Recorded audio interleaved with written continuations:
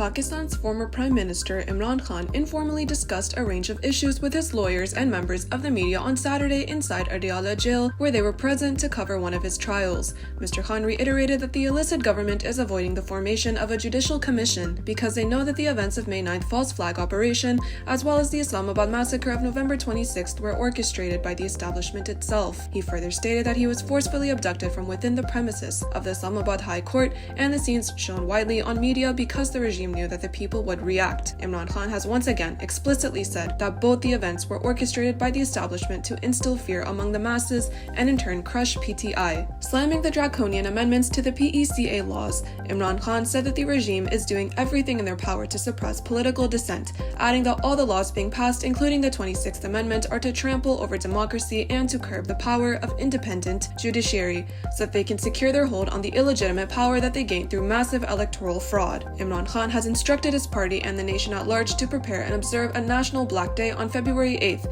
when last year the public's mandate was stolen, just like it was in 1971. Addressing the Pakistani diaspora, Mr. Khan said that the protest of February 8th be observed globally and that overseas Pakistanis must continue to halt foreign currency remittances as these, quote, strengthen the hands of the fascist regime that is holding the nation hostage. Imran Khan has been held in solitary confinement within the walls of high-security prisons for 541 days. After meeting with Imran Khan, PTI's Secretary General Barrister Salman Akram Raja clarified why PTI begun talks with the military-backed regime of Pakistan. He explained that engaging in negotiations with the regime was to establish a roadmap for uncovering the truth for the nation behind some of the worst atrocities committed by the state through a thorough and independent investigation. The arrest of over 10,000 political workers, the killing of unarmed peaceful protesters, and the brutal torture of civilians in military custody all require answers. Barrister Raja said that Imran Khan unequivocally stated that for the genuine sovereignty of Pakistan and the safeguarding of human rights, PTI stands with Mahrang Baloch and all those throughout the country wanting an end to injustice. The issue of missing persons has exacerbated in Balochistan as it has throughout the rest of the country by the fascist illegitimate government. Barrister Salman Akram Raja explained Imran Khan appreciates that Ali Amin Gandapur faces immense pressure in governance as the chief minister, so he has decided that Junaid Akbar Khan be appointed as president of PTI Khyber Pakhtunkhwa.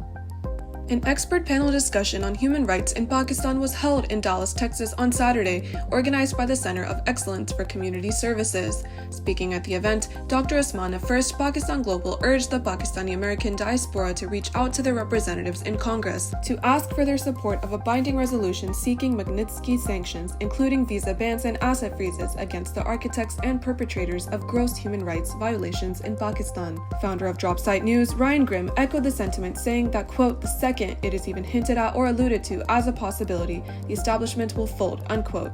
Meanwhile, prominent journalist Wajahat Saeed Khan, while speaking at the seminar, urged the Pakistani American diaspora to organize to build influence in Washington, D.C. Congresswoman Julie Johnson, who is a member of the House Foreign Affairs Committee and the Subcommittee on Central and South Asia, emphasized her focus on human rights around the world. Dr. Shahbaz Gill, an integral part of the expert panel, outlined the state of democracy and governance in Pakistan through intimidation, institutional capture, and media control.